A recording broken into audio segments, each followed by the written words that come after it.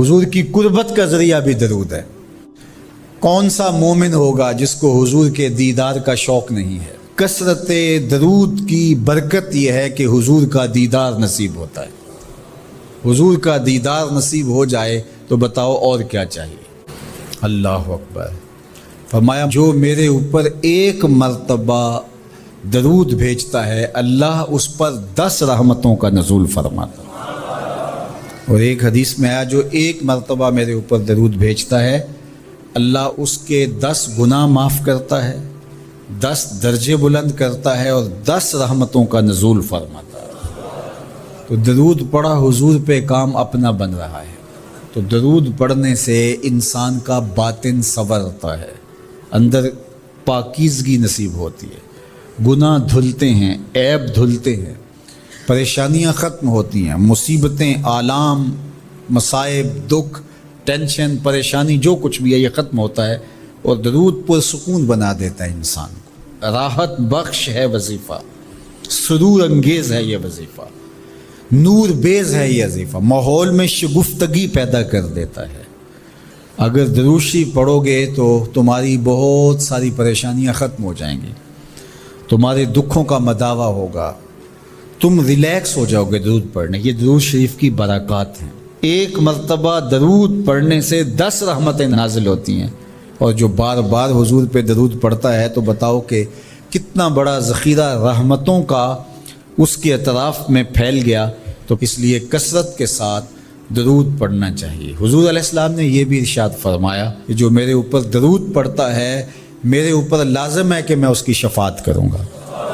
شفاعت رسول کے حصول کا ذریعہ درود بنتا ہے، چونکہ ہمارا آسرا ہی حضور کی شفاعت ہے۔ وہ دامن شفاعت کھولیں گے تو ہم گناہ گاروں کا کام بنے گا۔ اور وہ نصیب کیسے ہوگی حضور علیہ السلام کی شفاعت؟ کثرت درود سے۔ یہ بھی ارشاد فرمایا آقا کریم نے قیامت کے دن میرے سب سے زیادہ قریب وہ ہوگا جو کثرت کے ساتھ میرے اوپر درود پڑھنے والا ہو۔ اللہ کا فرشتوں کی مجلس میں حضور کی ثنا کرنا یہ درود ہے۔ حضور کی مدح فرمانا، محبوب کی شانوں کو بیان فرمانا۔ یہ صحیح بخاری میں صلاۃ کا ترجمہ حضرت ابو العالیہ رضی اللہ تعالی عنہ سے کیا گیا ہے۔ تو پھر درود کا مفہوم بہت وسیع ہے۔ حضور کی مدح و توصیف، حضور کے حسن کا بیان، حضور کے خصائل کا عنوان، آقا کریم کے شمائل کا تذکرہ، حضور علیہ السلام کے فضائل کی باتیں، حضور کی عظمتوں کا عنوان، یہ سب کچھ درود کے زمرے میں آتا ہے۔ اور پھر ساتھ صیغہ بھی درود کا ہو اور اس میں شانیں بھی حضور کی ہوں، جس طرح درود تاج میں ہے، تو اس میں حضور پر درود بھی بھیجا گیا اور ساتھ حضور کی عظمتوں کو بھی بیان کیا گیا۔ تو یہ ایک خوبصورت گلدستہ بن گیا۔ درود شریف کے جو مفاہیم بیان کیے گئے ہیں ان سب مفاہیم کو یہ اپنے جلو میں لیے ہوئے ہے یہ درود۔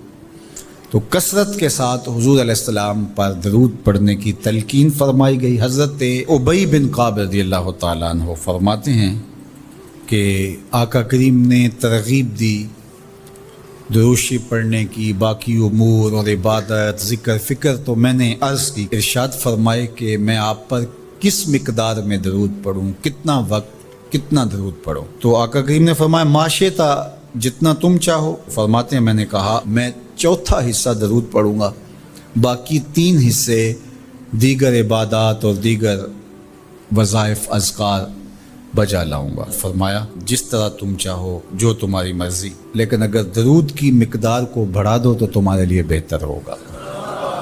تو میں نے کہا النصف، میں آدھا وقت درود پڑھا کروں گا اور باقی چیزیں باقی آدھے وقت میں کروں گا۔ فرمایا جس طرح تم چاہو، لیکن اگر درود کی مقدار کو بڑھا دو تو تمہارے لیے بہتر ہوگا۔ میں نے کہا کہ حضور میں 2 حصے درود پڑھوں گا اور 1 حصہ باقی وظائف اوراد بجا لاؤں گا۔ فرمایا جیسے تمہارا دل چاہے، لیکن اگر تم درود کی مقدار کو بڑھا دو تو تمہارے لیے بہتر ہوگا۔ فرماتے ہیں میں نے کہا حضور میں پڑھوں گا ہی درود، سارا وقت میں آپ پہ درود ہی پڑھتا رہوں گا۔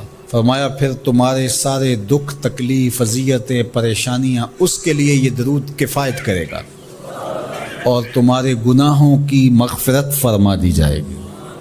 تمہاری پریشانیاں، تمہاری اذیتیں، تمہارے دکھ، دور موجود میں لفظ بولا جاتا ہے ٹینشن، تمہاری ساری ٹینشن، تمہارے سارے معاملات حیات کی بے ترتیبیاں، پریشانیاں، دکھ، اذیتیں، سب کچھ ختم ہو جائے گا۔